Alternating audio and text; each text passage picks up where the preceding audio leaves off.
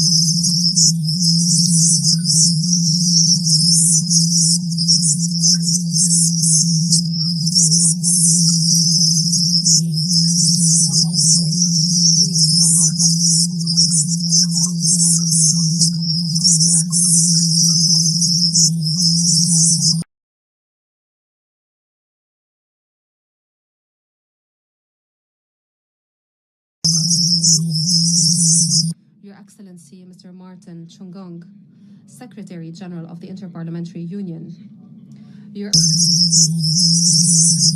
Excellency Mr. Martin Heads of delegations and members of Secretary Parliament, General of the Interparliamentary ladies and Union, gentlemen, distinguished guests, Your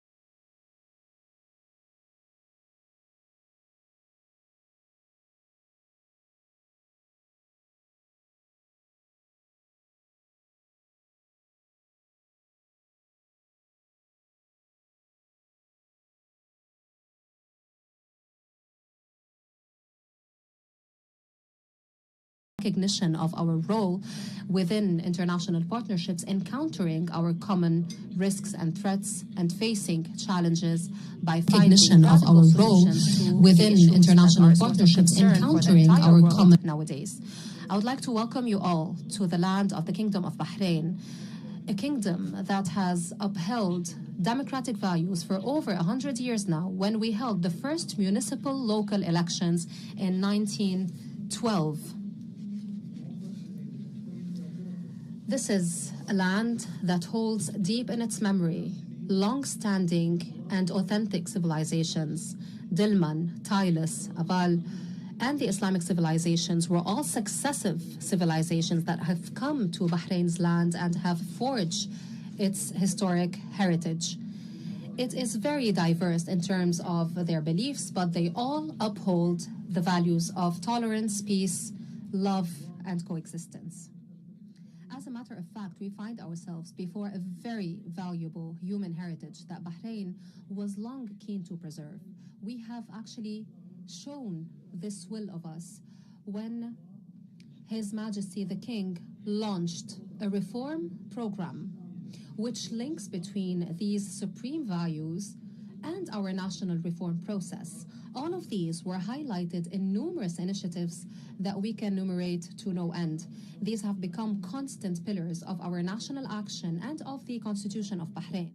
After that, many legal committees and legislative bodies have enacted instruments in order to make tolerance and coexistence a reality. We are very proud of our racial and ethnic diversity. King Hamad's Center for Interreligious Dialogue and Coexistence, but also the adoption of the Bahrain Declaration for the promotion of world peace and the inauguration of King Hamad's chair for intracultural dialogue in one of the most prestigious Italian universities, all are examples of our deep and high commitment to this process. This has highlighted also the role of Bahrain in this regard. It has given the world a very accurate image of our attachment and commitment to the values of love and peace. Ladies and gentlemen, by presenting to you these highlights of Bahrain's experience in tolerance and coexistence, we mean to say that our state is one of the most important champions of peace. We are fully aware of the importance of channeling parliamentary work within the international community towards promoting the language of dialogue and refuting any kind of discrimination and extremism. We have had a number of success stories. These success stories can be a meeting point for us all to achieve our joint aspirations.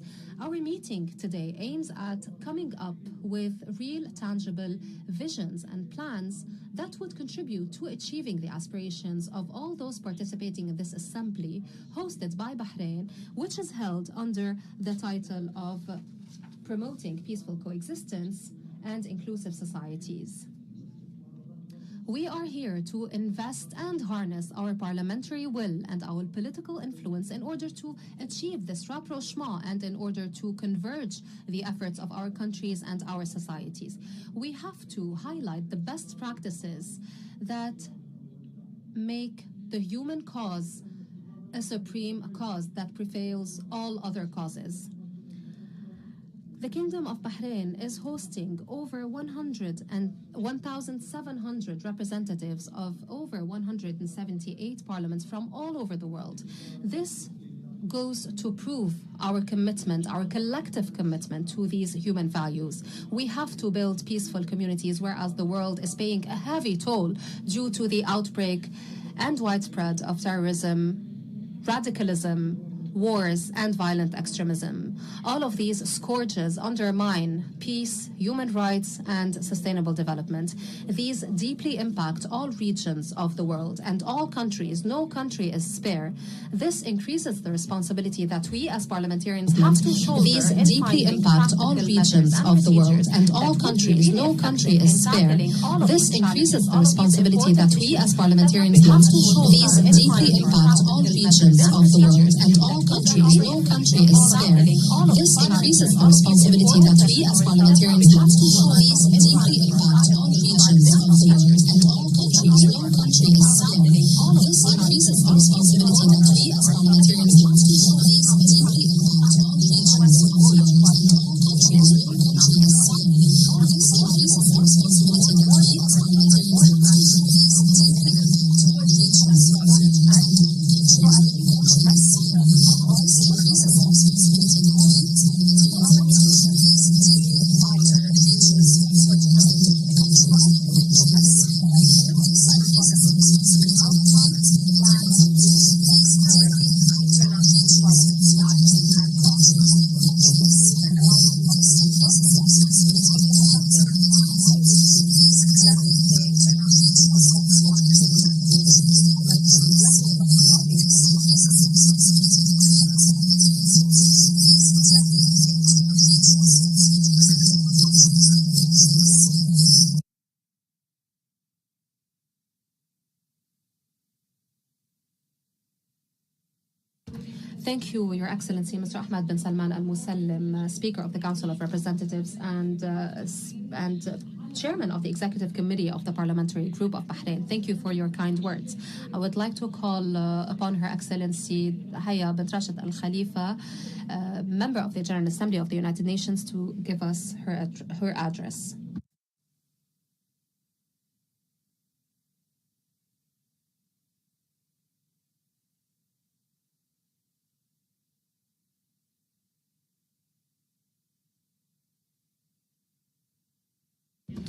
Your Excellency Sheikh Khaled bin Abdullah, Vice Sponsor of our inaugural ceremony and Vice President of the government, Excellencies, ladies and gentlemen, I have the honor to address this August assembly of heads and members of delegations representing parliaments that are members to the IPU. I would like to welcome you all to my country, Bahrain, the land of tolerance, the land of peace, the land of diversity, a land that is proud to host a various number and a various group of expatriates, of migrants coming from various nationalities, from various backgrounds, all of whom are enjoying life in peace under a set of laws that guarantee peace and protection of their freedoms. We have welcomed His Holiness Pope Francis to Bahrain last November, who paid us a visit of peace, tolerance, and coexistence. The collective prayers that were led by Pope Francis with the crowds gave a clear message that bears no doubt about Bahrain's commitment to supporting peace, hope, coexistence, and tolerance. Dear brothers and sisters, our world today staggers beneath a cohort of crises and conflicts. I'm talking about cold or hot wars. I'm talking about violations of international law, especially when it comes to relationships between neighboring countries. I have personally had the honor to follow up as President of the General Assembly of the United Nations in its 61st session. Through that international tribune, I was able to follow up on the different ramifications and intertwining of these different conflicts and how they evolve into conflicts between cultures and civilizations.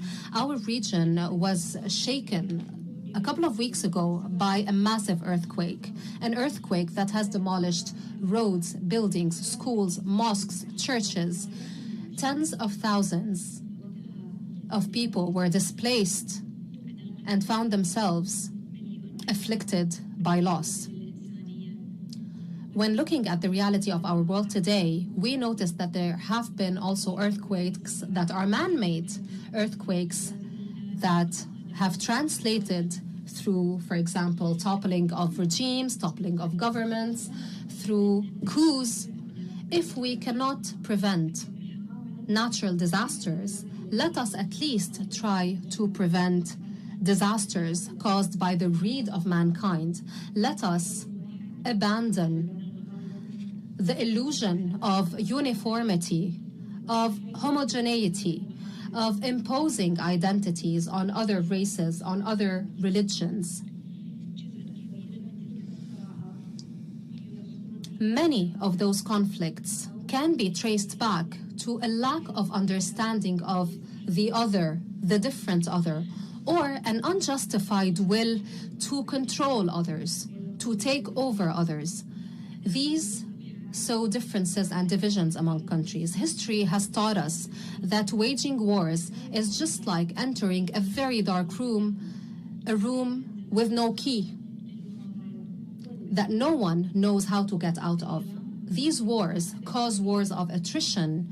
They take over resources and they lead to a lot of loss. These conflicts engender a lot of human suffering, the suffering of refugees and displaced persons who have to live through the plight of hunger and disease. This world needs the likes of yourselves to raise the voice of peoples, to underscore the importance of tolerance and mutual understanding, to solve conflicts through negotiations and dialogue, by providing the opportunity to citizens to live in peace, to coexist in peace. This is the main concern. Security is the main need of humanity today.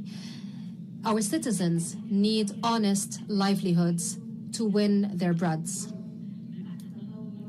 Difficulties and hardships are increasing, especially with the advancement of technology and social media platforms.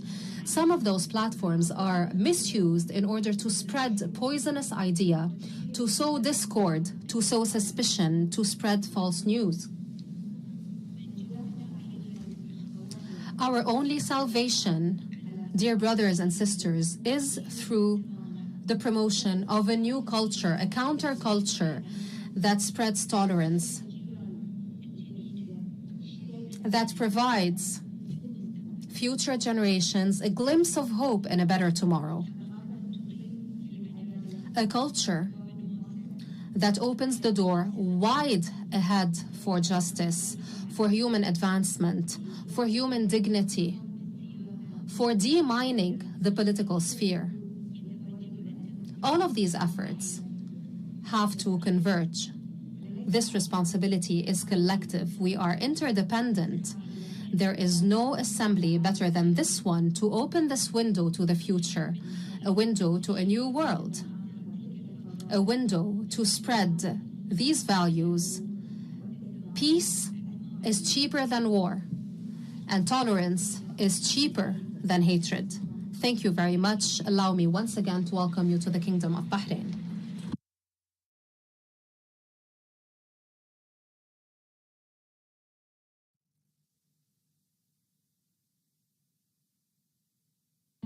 Thank you, Your Excellency Sheikha Haya bint Rashid Al Khalifa, member of the Council of Presidents of the United Nations General Assembly, for your kind words. We will now listen to a pre-recorded video statement by His Excellency Mr. Antonio Guterres, Secretary General of the United Nations.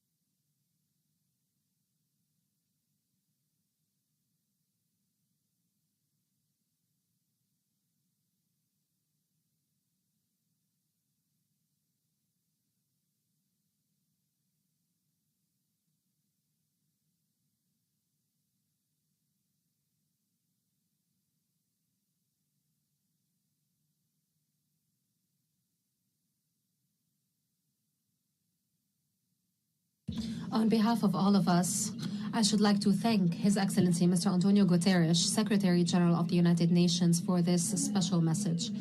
And now, ladies and gentlemen, I would like to call upon His Excellency Mr. Martin Chungong, Secretary General of the Interparliamentary Union, to take the floor to give his address. Thank you.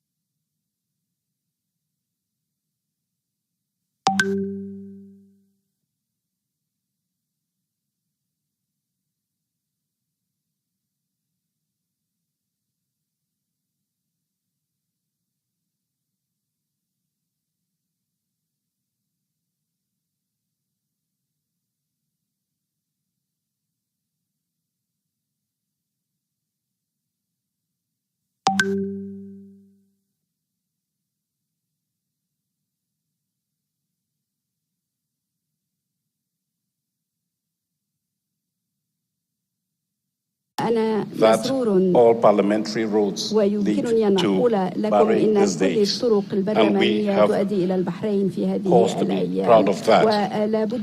I say this because the array of participants here tonight is reflective of the human race itself, the diversity that we embody.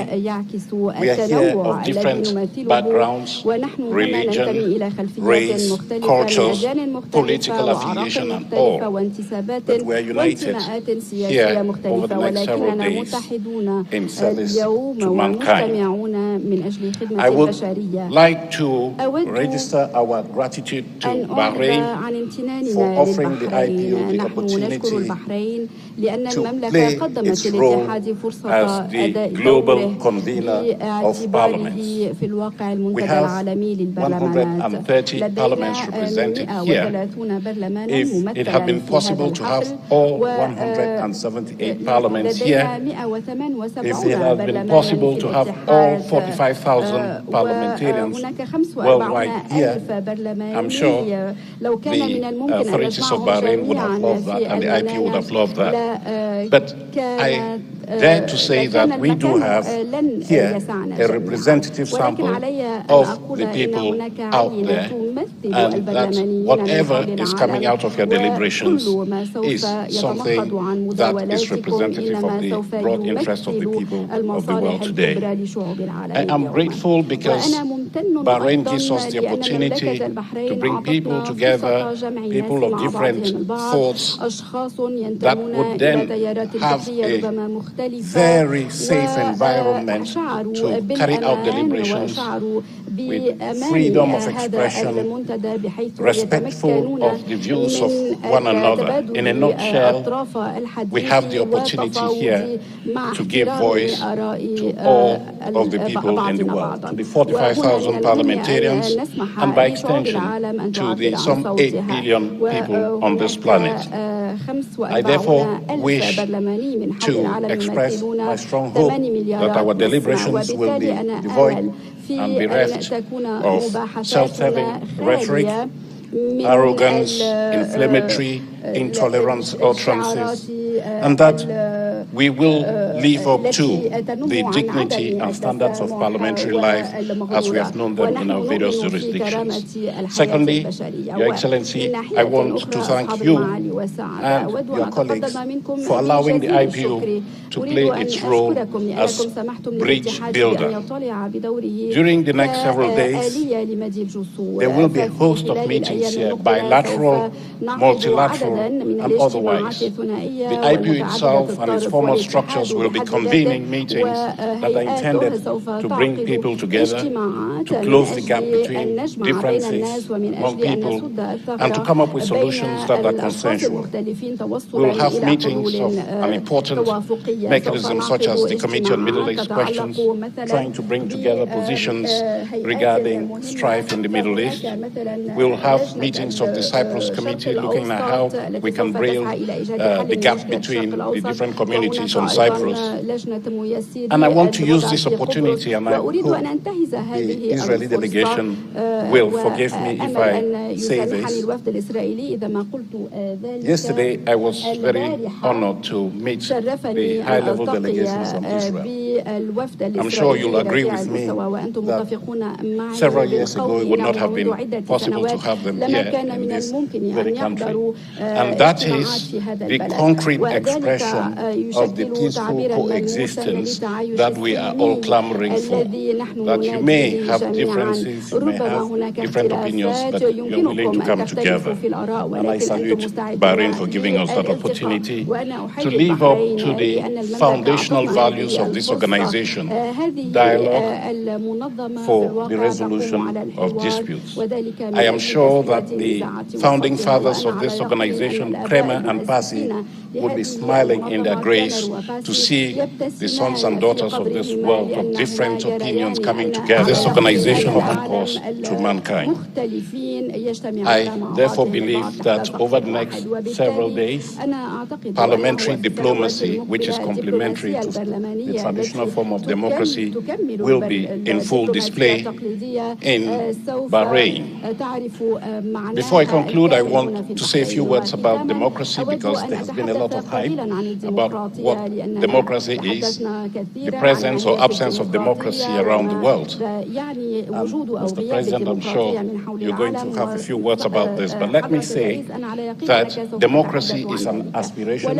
It's never a finite product. It is always work in progress. It is always something that we need to perfect on a daily basis. I say this because we meet in a country that has made a lot of progress when it comes to inclusiveness, a country that has made great strides in terms of gender equality. We can say today, when we look at the data regarding Bahrain, that the parliament is urging towards gender parity and is a trailblazer in the region. I did my homework and I discovered that this parliament has 20% membership represented by women. The average in this region is 17.7%, which means that they are above the regional average. They're close to the global average, which I was pleased to announce a few days ago, of 26.5% worldwide. And I want to use this opportunity, therefore, to urge the authorities of this country to be more vigilant and more robust to promote gender equality, because I have had cause to see that women and men contribute effectively to the well-being of society. So I want to conclude by saying that we should all echo what is said in the IPU's strategy in terms of its vision. We want a world where every voice counts. We want democracy for all at all times, and democracy that delivers on the expectations of all the people and not just a group of individuals. A democracy that, in terms of SDGs, leaves no one behind. Because democracy may be advanced, human rights may be advanced, all the hallmarks of democracy may be advanced, but if this does not translate into concrete products beneficial to the people, then it's meaningless. So we're here, I hope, and the decisions that will be taken here will go towards making democracy meaningful to the majority of the people of this world. We want to see this assembly here lead to strong decisions for parliaments to prosecute the development agenda, access to health care, universal health coverage, access to schools for children, access to education in general, and job opportunities for young people. It is only then that Parliament, and by extension the Interparliamentary Union, can stay relevant to the global community. So remember, democracy for everyone, democracy that delivers for everyone. Thank you very much.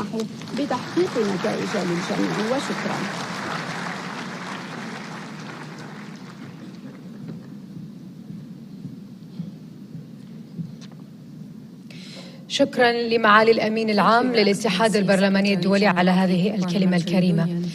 أما الآن حضورنا الكريم، أدعو معالي السيد دوارتي باتشيكو رئيس الاتحاد البرلماني الدولي لإلقاء كلمته، فليتفضل.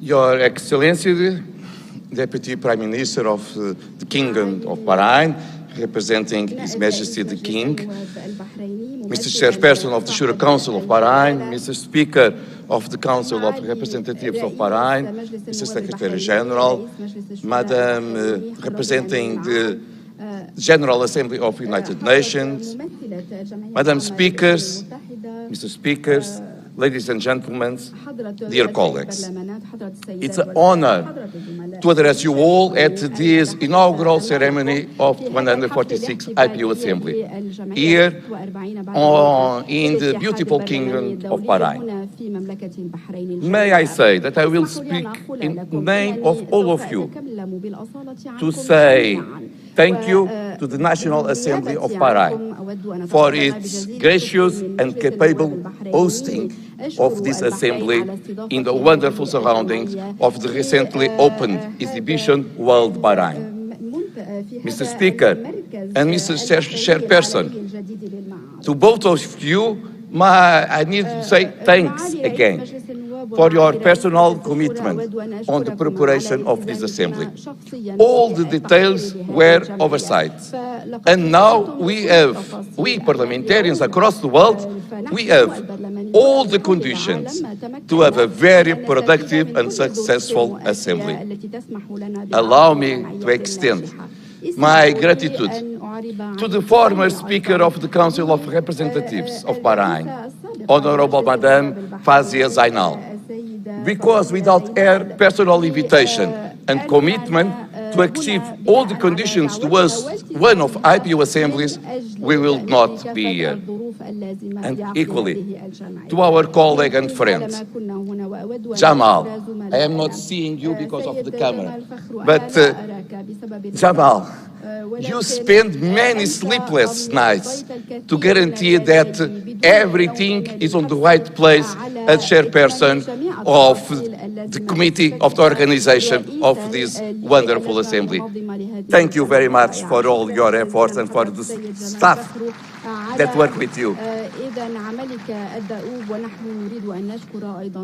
Your Excellency, Mr. Deputy Prime Minister, we are great for your presence, which is very important for us in IPU. And also it represents how is important the multilateralism and the parliamentarian diplomacy to the authorities and to His Majesty the King of Bahrain. Thank you for your presence, Excellency. Dear colleagues, the theme of this assembly is the promotion of peaceful coexistence and inclusive societies and combating all discrimination. And allow me to say that this is the correct place to discuss this issue, as I had the possibility to confer during the Bahrain Dialogue Forum a few months ago, where two great religious leaders, His Holiness Pope Francis and the Grand Imam of Al-Azhar, His Eminence Dr. Ahmed Al-Tayed, met with the support of His Majesty the King Ahmad bin Isa Al-Khalifa. But unfortunately, there are numerous indicators that peaceful coexistence and inclusion worldwide are in decline, and that intolerance and discrimination are on the rise. According to the Global Peace Index, the rise of violent demonstrations throughout 2022 pointed to increasing polarization, criticism of administrative structures, and decrease of tolerance towards diverging views. Online hate speech continues to sow division and is increasing against minorities. According to the report of United Nations High Commissioner for Human Rights, in addition, trust in government and in media worldwide is decreasing. Religious freedoms are being curtailed, and religious discrimination, racism, xenophobia are rising. We, as parliamentarians, we have an important role and responsibility when it comes to building a peaceful and inclusive society. We must begin this work in our own parliamentary committees. As shown by the huge caseload of the IPU Committee on the Human Rights of Parliamentarians, MPs are facing severe violations of their rights in many countries of our world. Our colleagues, are suffering from other members of parliament and from their constituents. It's a time for all MPs around the world say we are with you, and to show our solidarity with all MPs that are suffering around the world. But, dear friends, more broadly, governments around the world must match their pledge to create tolerant and inclusive societies with concrete actions to guarantee human rights for all. In this context, I wish to recall extremely difficult situation where women are facing in many countries around the world, in particular in Afghanistan. The courage and the strength these women show, standing up against violation of their rights, be it in Afghanistan or in Tigray, for example, is incredible and deserves our full support. But more than that, it deserves a concrete action of the international community with a process of dialogue to find solution to this violation of human rights. Many of the problems we are facing today are painfully familiar. The war in Ukraine continues with signs of the further escalation and ever more severe global consequences. The IPU Task Force on the Peaceful Resolution of the War in Ukraine has continued its engagement, seeking to promote open and productive discussions. It hopes to find a route to bring parliamentarians from both sides around the same table. It was not possible until now. The IPU calls for a ceasefire didn't have a success. Our goal remains crystal clear. This war must end. This invasion must end. The international law must prevail. We should respect the full integrity of Ukraine. But, dear friends, we have other problems in our world. Combat against terrorism that affect many hours of our planet, but especially the countries of the Sahel region, where in 2022, more people died than in all other countries of the world. In just 4 countries died more people than on the other more than 190 countries of our world. It is important that everyone helps these countries to fight their war on terrorism. Otherwise, the problem will increase and more people will die or abandon this critical zone. Combat on poverty needs to be addressed. The last report from the United Nations indicates that least developed countries increased during the last years. How may we accept it? More help from the richer countries to poor countries is urgent. But also, governance improvement in these countries is in many cases essential in order to have a real combat to poverty. Also, very near from here, we have the conflict in Palestine, which is very far to come to an end. You know what is the position of IPU. IPU defends the two-state solution, Israel and Palestine. Both states have the right to live in a sustainable and safe environment. Israel needs to feel safe without terrorist attacks that kill innocent people. But Palestine needs also to be safe and without fear of attacks, and especially the Palestinians need to have a sustainable state, which is why we need to condemn the settlements policy of Israel.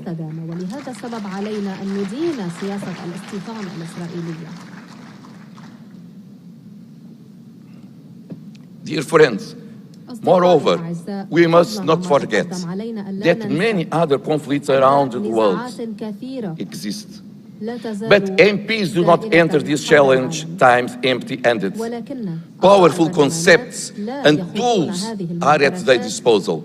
The application of both human security and common security approach with foresee action centered on human development and the protection of people, as well as the use of dialogue to build trust and confidence between people and nations should help us in this endeavor. In Nusa Dua, dear friends, 1 year ago, we recognized the urgency of the climate crisis as an existential threat to humankind, and knowledge that immediate action must be taken. After tragic floods in Pakistan or in Brazil, hurricanes in Philippines, Venezuela, Mozambique, just to give some examples, that killed thousands of people. The rise of sea level in the Pacific that is destroying lives in so many countries. Awful and severe drought that it ends with waves that kill thousands in Africa, in Europe. We must act, not just talk. We will be launching here the IPU News Parliament for the Planet campaign, with the aim of mobilizing all parliaments, MPs and staff to undertake concrete actions to reduce their carbon footprint. And IPU itself will also be taking action. Some of these actions are institutional, but others are related to individual behavior and consumption. We all can, may I say, we all should do more to combat climate change. The 10 actions that accompanied the launch of the IPU climate change campaign outline concrete steps that each one of us can take.